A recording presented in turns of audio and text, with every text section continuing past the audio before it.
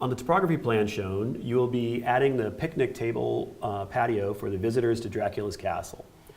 After the visitors have had their blood sucked, they will need to be wheeled in wheelchairs back to their cars because you get very weak. Therefore, the walkway needs to be accessible. Alter the contour lines to create better stormwater runoff pattern that will not impact the picnic area. Create a construction pad for the picnic area, the dashed rectangle that's going to be shown, and create that accessible path. Do not disturb the existing parking lot or the existing trees. What is the proposed elevation of the picnic area? So a couple of quick thoughts here. One is the word or phrase construction pad. Most of us, when we see the word pad, think of a concrete pad. But actually, concrete pads are sort of a different thing. That's a specific and very level sort of set of construction. A construction pad is what you do to a site in order to get ready to put the concrete in or to get ready to do the project.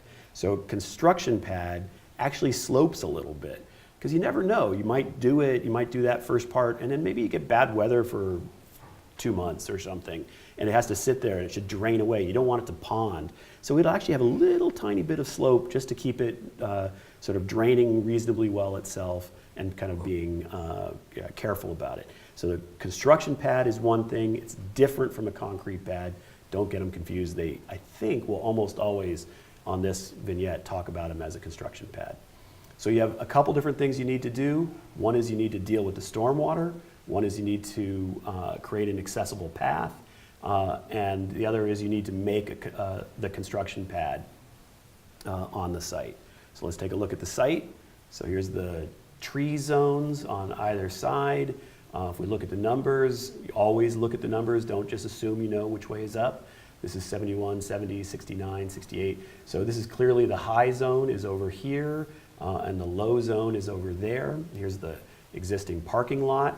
This presumably is the walkway that needs to be accessible, and that's where that pad needs to go.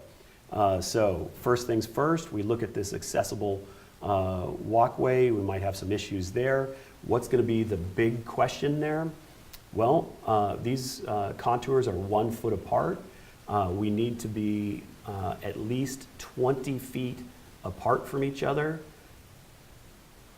That distance right there, each of these contours needs to be 20 feet apart from each other. Why? So that if we're 20 or more feet apart, that means we are 1 foot vertical for 20 feet horizontal, which means it is an accessible path that doesn't require any railings or anything like that. We could do it as close as 12 feet, but then everything would have to have railings and curbs and all of that. So generally in this kind of situation, we just want to make sure that each of these is at least 20 feet apart from each other. So we'll come back and we'll think about that in just a minute. Then we have this picnic zone here that we want to make a sort of construction pad for. So that means that we're going to do something like have this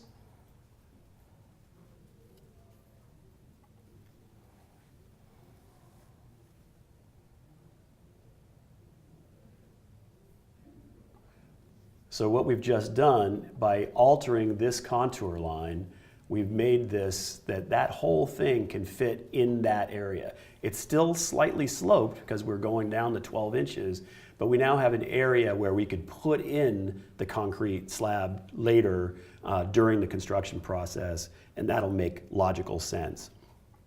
So there's 1 and 2, and then the other thing is we've got an uphill, which means I've got rain coming down this hill. That stormwater is going to come down and it's going to come right at our picnic area.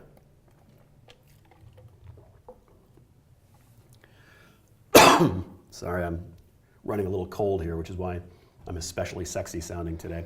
So if I lose my voice here, apologies. All right, so we've got one issue here, which is trying to make sure that our accessible spacing makes sense. So that we're trying to get 20-foot spacing at the steepest.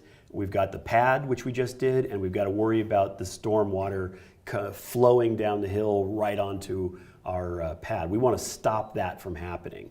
So we want to be able to bring that stormwater and just take it right around. That's what we want to be able to do, right? We want to be able to take that stormwater and go right around and skip by our area. All right, so what I'm going to do here, I'm going to go to this open site for just a second here, and we're going to draw here. So here's our pad, and we've got a bunch of lines around. We're trying to pick up that water, any water that's coming, and take it right around. So what that's going to end up looking like is something like that.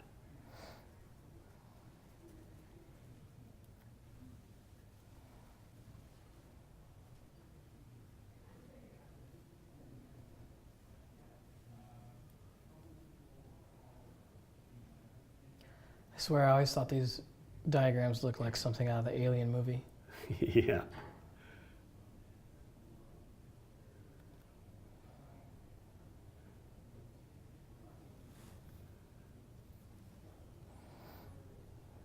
And at some point we can kind of just stop.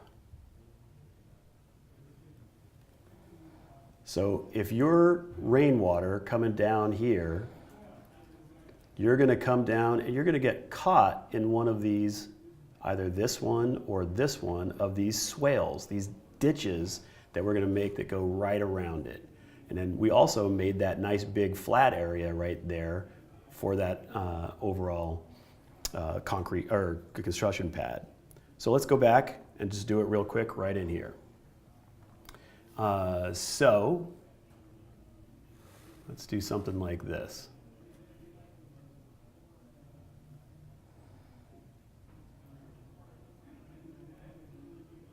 All right.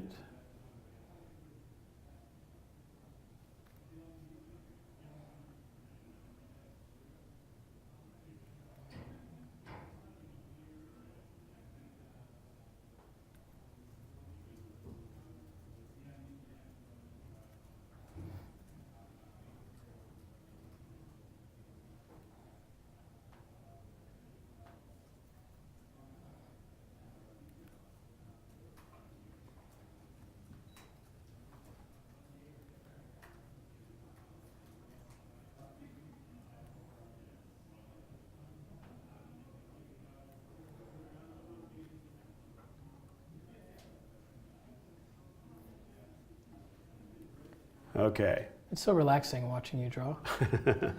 So we definitely have more than 20 feet there. We've got more than 20 feet there, more than 20 feet there, and clearly more than 20 feet there up to there.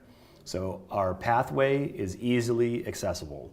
Definitely more than 20 feet between each contour, probably more like 24, 25, 26 feet, something like that, which is going to be a nice, easy slope for that person who's passed out in the wheelchair because of the blood sucking. So that now works. One little sort of side note, because it's sort of small here, I'm just sort of showing it cutting right across. But in fact, you would always make sure that if I have a path that as it comes across, you always want it to do something like that so that the water drains off to the side. You don't want the water running down the path. You want it to drain off to the side of the path, to the point that you might actually even do something like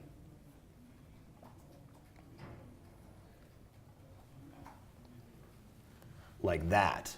Now, in real life, you might do something like that. That's way too complicated for this sort of vignette. But what you're doing there is you're making it so you're picking up these little ditches on either side of the walkway so that no water cuts across the walk. You're trying to keep the walkway as dry as possible. So just a little information there. So we've got the pad, the sort of extended area here. We've got all these swoopy lines that bring us to sort of force that water to sort of go around the site, around where we're worried about it. And we haven't touched anything that's too close to where the trees or any of the property lines. You want to make sure that by accident you don't just somehow accidentally do something where you're changing something over that property line because you don't own that property line. You can't cut into their property. So you have to be careful about that kind of thing.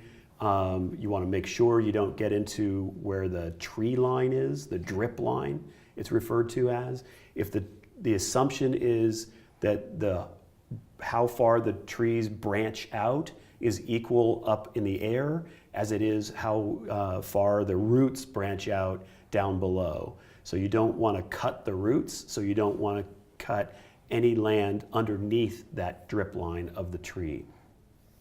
Now, in the real world, you generally do these things in these sort of swoopy lines that I've shown. But just to be clear, when you do these things on the actual vignette program, each of these contour lines will look kind of like this. There'll be a little button, there'll be another button, there'll be another button, and you can actually put in buttons as you go along. So if you wanted to make one of these nice swoopy lines here, what you would do is you would probably put a button in right there, and then maybe another button right there, and then you'd grab this button and you'd pull it out, and then you'd make this thing go whoop, like that. So instead of looking swoopy like I've drawn it, which is how most people would physically draw it, it's these little triangles you'd see, and then this line would go away. Both of these would go away. And that button would now be right up there, right? So in actuality, yours will look more like that. So you can see this is this super complicated. You've got stormwater, you've got accessibility, you've got to get the construction pad to work. There's all these different things going on. You can't touch the trees, you can't touch the parking lot. There's all these different issues. You can do it you should be able to do this in 8 minutes. It's really simple and straightforward once you've practiced it a few times. Any good tips? So this is one I failed a million years ago because I didn't put the little swoops in the right direction. Yeah, Jacqueline asked a great question. This is, how do you know? Is there any good like rule of thumb or good way to remember? So this is always tricky, and it's better when I'm in person. You can see me waving my hands around. But if you imagine.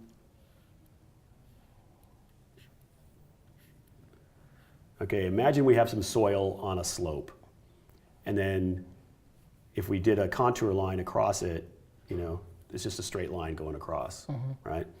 All right, now let's imagine that we dug a hole, right? And it was this thing, right? Well, that contour line now comes and does that. Does that make sense? Mm-hmm. It's pointing uphill. So note these are pointing uphill. The ditches are pointing uphill. The berms or mounds are pointing downhill. People have a hard time with that. Find the system that you feel comfortable with. The way that I do it, and this cracks people up all the time, is I just wave my hands around, and in the air, I draw what I just drew right there. If I get confused, I just make a slope with my hands, imagine I'm digging it out, and then draw the contour line, and it's obvious. It becomes super clear. The hard part is you look like an idiot. So you just have to get over that. So you're in this exam, the person next to you taking the exam, they're taking an exam for like beautician or becoming a detective or something. So don't worry about it. You'll never see that person again. It's okay if you look like an idiot while you're taking the exam. Just make sure you feel comfortable going in the right direction.